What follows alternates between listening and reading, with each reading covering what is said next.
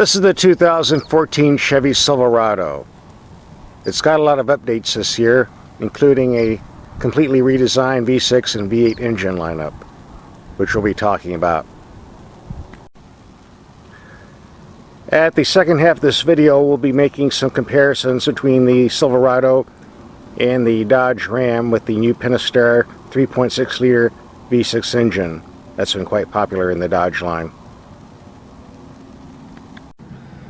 The base V6 engine now has 285 horsepower, a big jump from last year, 305 foot-pounds of torque, hooked to a 6-speed automatic transmission, and rated at 18 to 24 miles per gallon.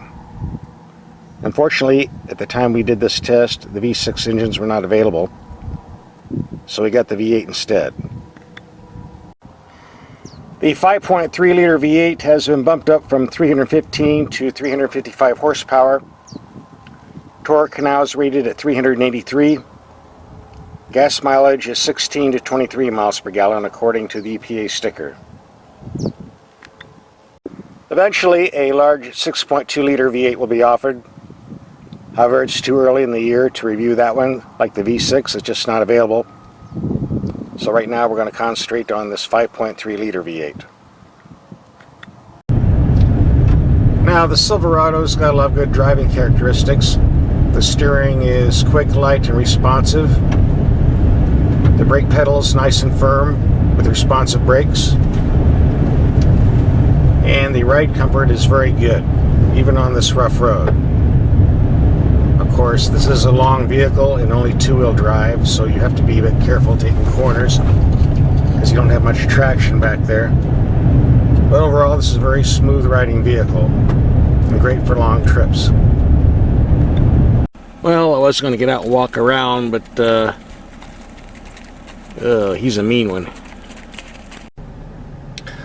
Now, Chevy trucks have always had nice interiors, and this year it's even better.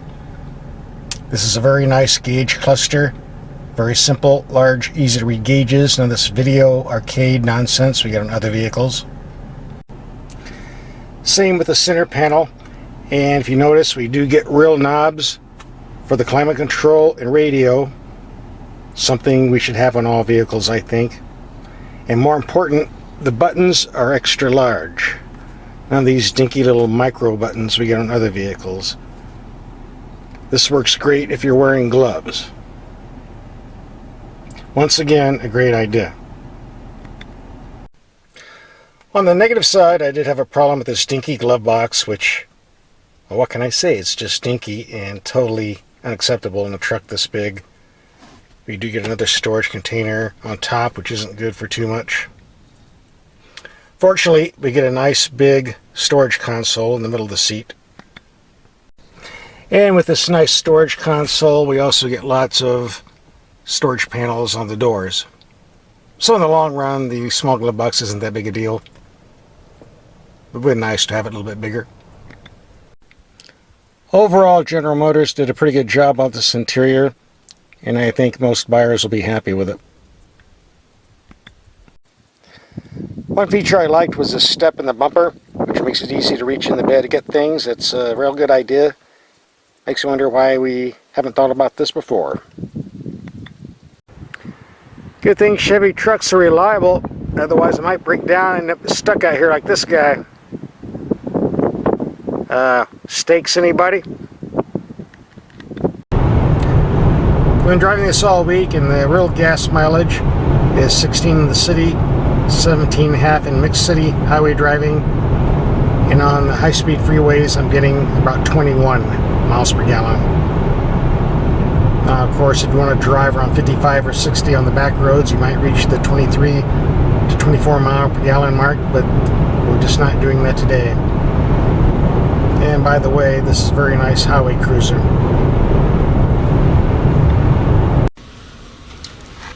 I only had one basic complaint with the Silverado. It's the same complaint I've had with a lot of GM and Chevy trucks for the past decade, and it's the extreme distance between the brake pedal and the gas pedal.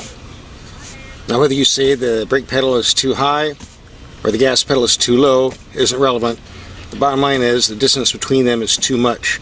So when you're driving in stop and go traffic, Instead of simply moving your toe, you have to move your whole foot. And if you're an extra small person, sometimes you have to lift your whole leg to go from one pedal to the other. And stop and go traffic, this is just a pain in the ass. I don't know how else to say it. You can solve the problem by taping a small wooden block on the gas pedal, which makes things a lot more comfortable. Why Chevrolet does this and no other manufacturer does, I don't know. That's just the way it is, and it's very annoying. Perhaps someday someone in the GM engineering department will see this video and fix this, please. Gas pedal aside, this is a very nice truck with lots of improvements, a very sweet engine, and if you've been putting off buying a Silverado, you might want to go down and take a look at one of these. It's a very nice rig. Now for our next video segment, we're going to take a quick look at the Dodge Ram with the new Pentastar V6 for comparison. This is the 2013 Ram 1500 pickup truck. It's got two new features that are worth looking at. We'll start by looking at one under the hood. The previous 6-cylinder engine in the Ram was a 3.7 liter job. Put out 215 horsepower and 235 foot-pounds of torque. It was somewhat of a slug, and the gas mileage is only 1 mile per gallon more than the V8 engines.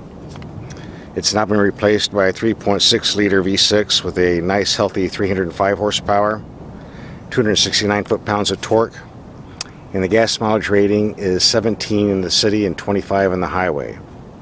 A big improvement on both ends. And if you notice, there's a lot of space between the radiator and the V6 engine, showing we got a lot more room for a bigger engine in here. For 2013, you can still get a 4.7 liter V8 at 310 horsepower or a 5.7 Hemi at 395 horsepower. But the advantage of this engine is you get more than adequate power and excellent fuel economy. It's also attached to an 8-speed automatic transmission. The second improved feature on the Ram is the interior. They've done a good job of improving things here. For one, we get a nice instrument panel here with nice large gauges, easy to read. The steering wheel control buttons, which are optional, are easy to use. No more shift lever. We now get a shift knob, which I think works very well. The air conditioning controls are still simple to use. And I have the optional information screen with satellite radio and navigation. It's nice, but of course you do have to pay extra for this. In terms of cabin storage, the base glove box is kind of mediocre. There's not much room in here, but it doesn't matter because we have another large box in top. Coin holders, a nice storage bin under the armrest, and another giant storage on here, plus storage in the door panels. So in the end, if you have lots of gear to put away, you'll have plenty of room inside the cabin. Not a problem here. Just for the record, Chrysler doesn't want to use the word Dodge and Ram in the same sentence anymore. From now on, it's just Ram, and they have lots of reminders here. A big Ram emblem on the dash so you don't forget. A Ram emblem on the steering wheel so you don't forget. Ram on the coin box. Ram emblems down on the floor mats. Ram emblems on the door panels. You won't mistake this for a Chevy or Ford anytime soon. Overall, the materials and workmanship of the new Ram is far better than the previous Rams. I don't think you're going to be disappointed, especially if you like the earlier models. And secondly, there's lots of sufficient room in this rear seat area too. The only beef I had was with the auto dimming mirror system.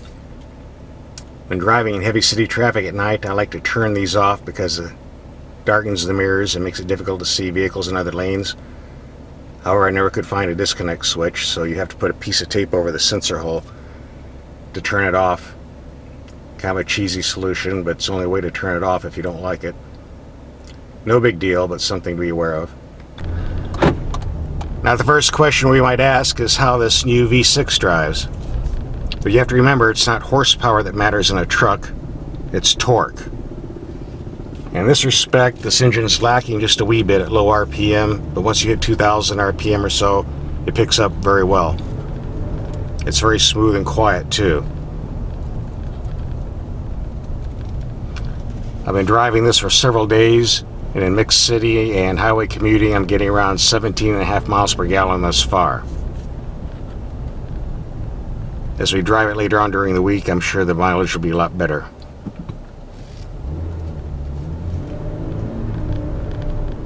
Now, as far as the truck itself goes, the suspension is very smooth and quiet. The steering has great feel. The brake pedal is nice and firm the way it should be, and the cabin's very quiet. And the seating position is excellent. This is a nice vehicle to take on long trips. Now there's a third feature on the Ram trucks. It's called the air suspension system. It can raise the suspension 2 inches for going off-road or lower it 2 inches for driving on the highway. Unfortunately, I didn't get that on this vehicle, so I don't know how it works. But the base suspension here works so well, I'm really not going to miss the optional air suspension. To get the real-world highway mileage on the Ram, we of course have to take it on a real highway. Currently we're doing highway speeds on a slight upgrade, getting exactly 21 miles per gallon. Previously, on another Ram with a 5.7 Hemi 4x4, we were getting about 17 on the same driving conditions on the same highway. So obviously the V6 has a significant improvement. I also might add that this is a very comfortable vehicle to drive at high speeds. Very smooth, low wind noise. Great for long trips. Just as the Ram had a very smooth ride on the freeway, it's got a very comfortable ride on these back gravelly rough roads as well. Again, this is one of the smoother trucks I've ever driven. And again, I'm very impressed. One of the reasons the Ram drives so well with a comfortable ride is it has a light-duty suspension with a tow rating that's a bit on the low side, around 5,600 pounds. Which to me is reasonable because very few quarter-ton owners will ever tow more than that. But for those who do, there are some optional suspension packages that can boost this up to 11,500 pounds. So if you tow a lot, you're not going to be left out. And by the way, if you're wondering what all that goop is on the side of the vehicle, it's not dirt, it's thick wax. It protects the paint from scratches. Little trick I learned. Works quite well, actually. One feature I liked about the Ram is it has a built-in automatic garage door opener, so after a long day of driving, you just pull up to your house and go right in. It's all open for you.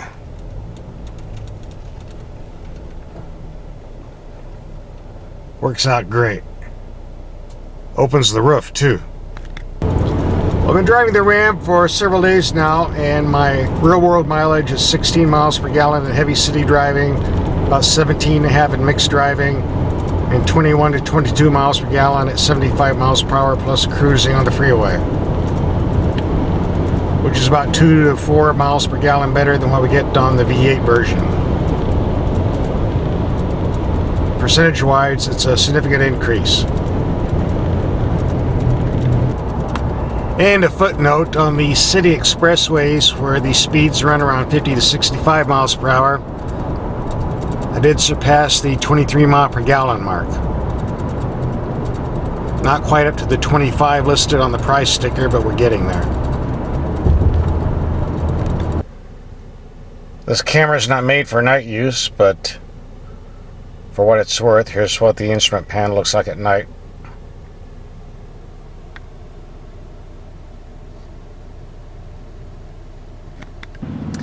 Well, we had a dust storm blow in last night, and all that dirt stuck to the wax like a magnet. But frankly, I think it gives it a nice, rugged off-road look. Maybe I'll take it to the car wash tomorrow instead of today. The question most Ram buyers will be asking themselves is whether they should get the V8 or the V6. It's like this: if you're doing heavy-duty driving, like lots of towing, lots of hauling, or lots of four-wheel driving, you're better off getting the V8. You'll need the power.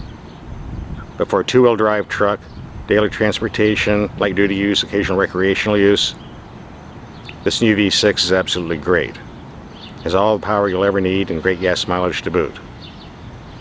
It's a great engine. People often ask me what type of truck I would buy. Personally, I like the mid-sized trucks, like the Nissan Frontier, Toyota Tacoma, and that nice Honda Ridgeline. But frankly, if you have a giant truck like this with all this room, it gets better gas mileage than any mid-size. Makes you think twice, and I think this would be on my list too. Dodge has made lots and lots of improvements in the Ram series over the decades, and this is a really, really nice truck.